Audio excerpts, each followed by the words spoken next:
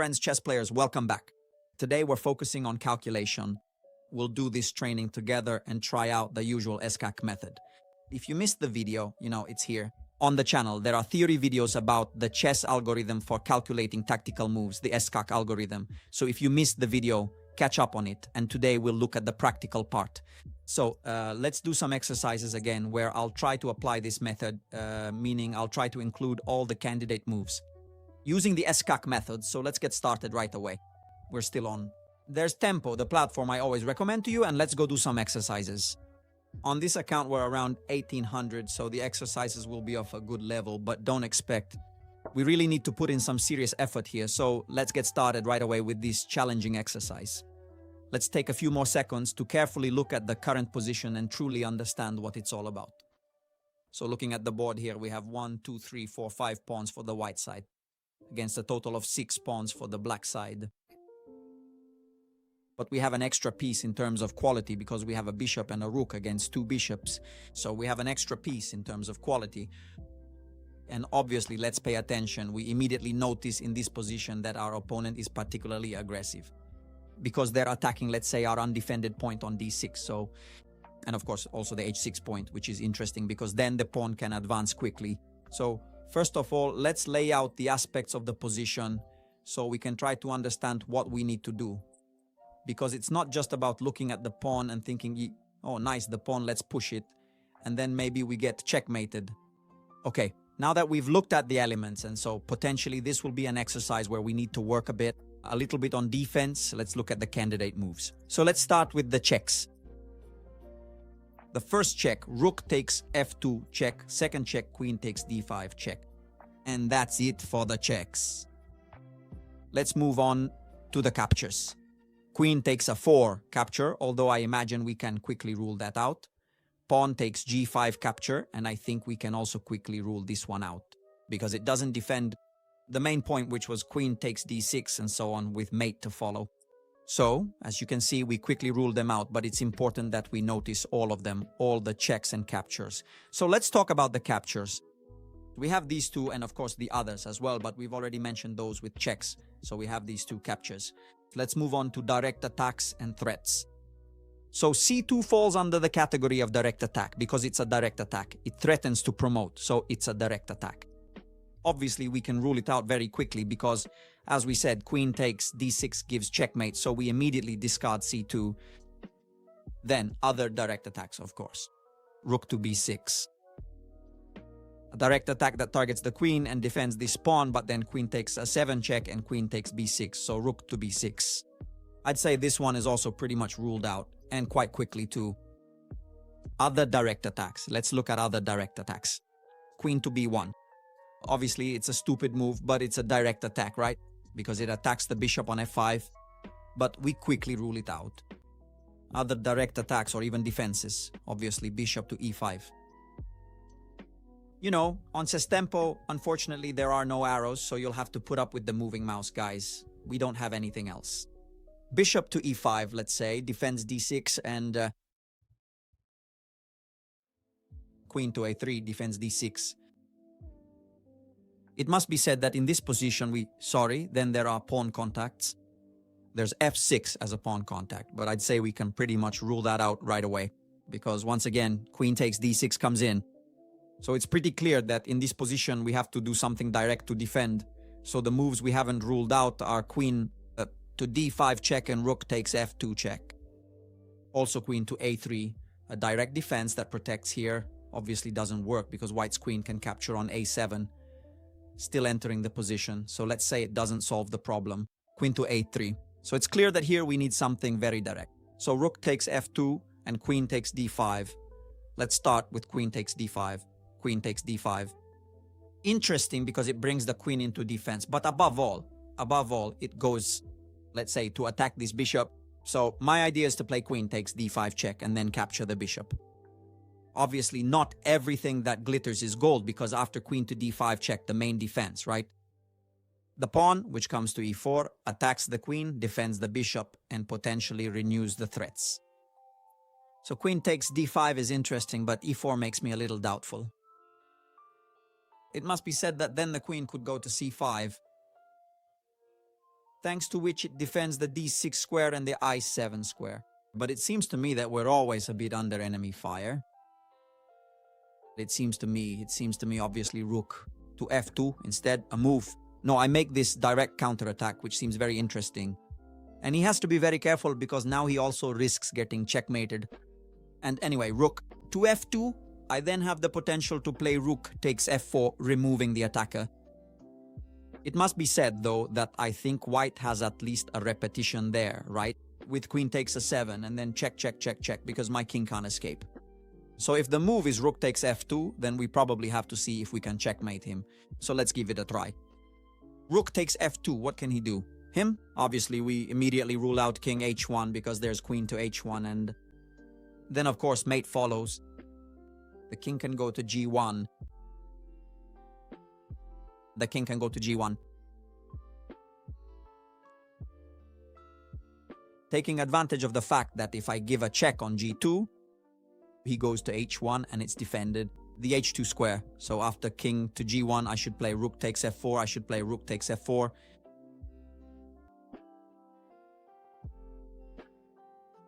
Rook takes f4. As we said before, it's his move and he can give a queen check.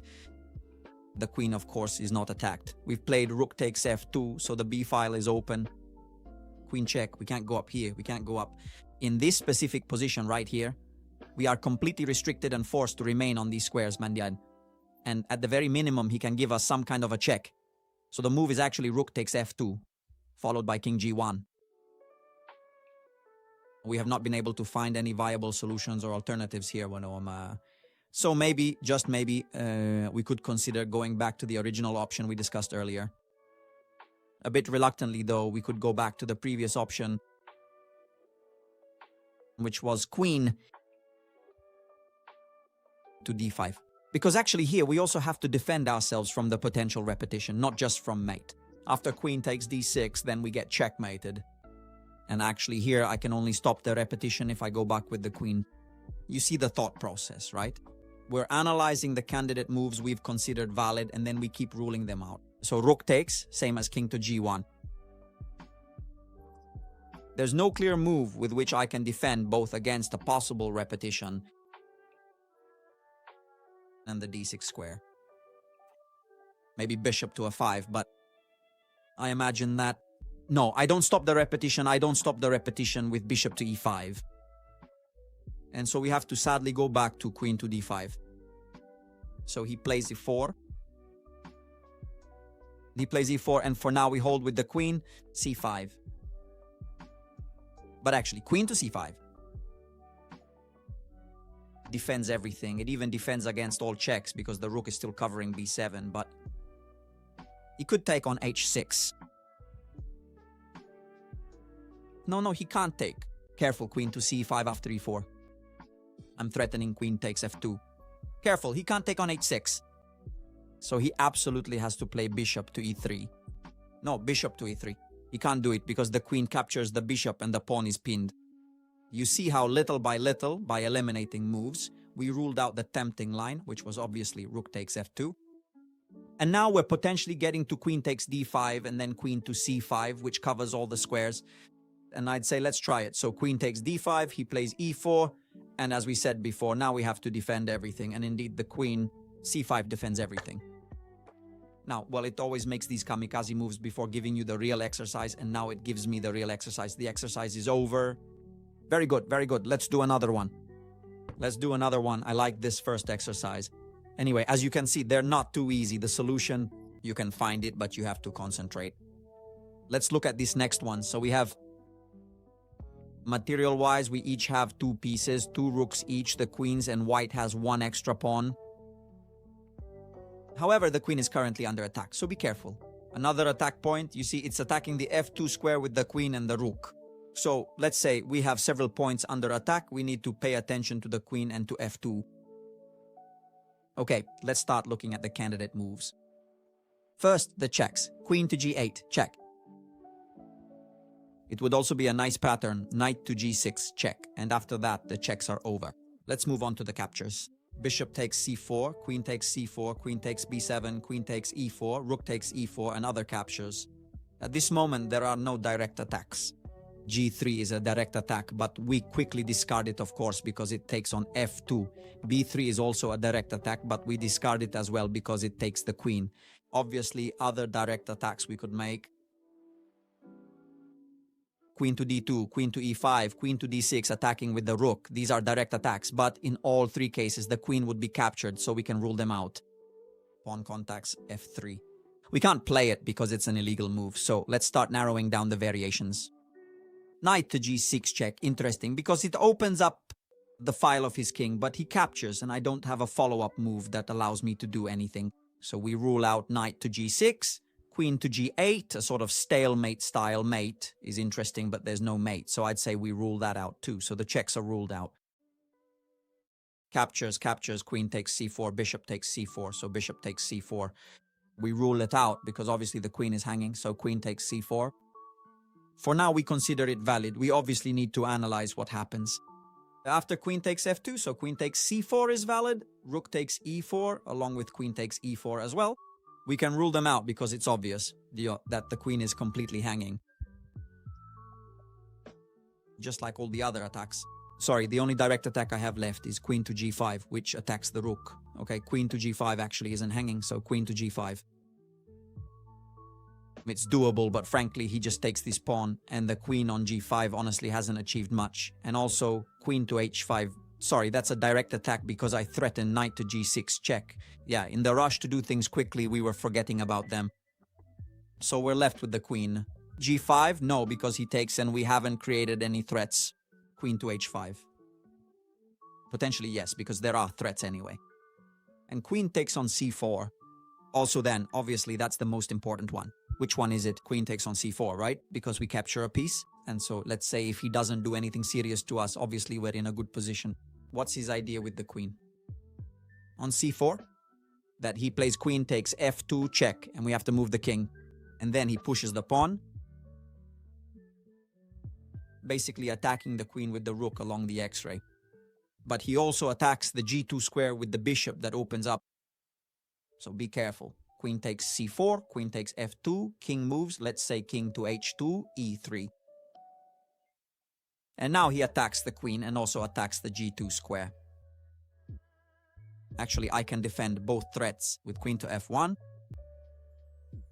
It's a bit nerve-wracking, but all things considered, it seems everything is defended. But here's the thing, it's important that the king goes to H2, because if I put the king on H1 and then play queen to F1, the queen moves, goes to G3, and the rook attacks the queen with the king on H1. The bishop controls the diagonal, so the queen can then capture the pawn on H3, so definitely king to H2. But I'd say let's try it, because honestly, queen to H5 seems way too slow, since after all, queen takes F2 is check. King moves away. And then we can even just do something simple. Rook to F6, which defends against the knight move to G6, which at that point is basically white's only threat. So here I go for the material, let's take it. Queen takes, exactly. As I was saying, now it's important to go to H2 to cover the G3 square. So king to H2, and that's the right move. It's over. So let's say we got it right. You see here, right? I'll show it from this position. The move is 3. But can you draw arrows? Maybe I know how. Maybe after the exercise, you can draw arrows. That's a nice feature. Okay, good to know. So after the move E3, obviously there's an attack on the queen, but there's also, of course, the attack on G2. But we would have played queen to F1, threatening the exchange of queens, and obviously also defending the pawn. G2. It's a bit nerve-wracking, but in the end, it's an extra piece. And so white wins the game with extra material, because in the end, black seems scary, but actually has nothing. So this is how, as you can see, we got there in the end, always using the SCAC method and ruling out moves one by one. The moves we had left, as it turns out, were actually the best remaining moves. I hope you enjoyed this training session we did together today, as always. If you want to support the channel, tactical like, subscribe, leave a comment, and give some positional hype. Thank you. And I'll see you in all the upcoming videos.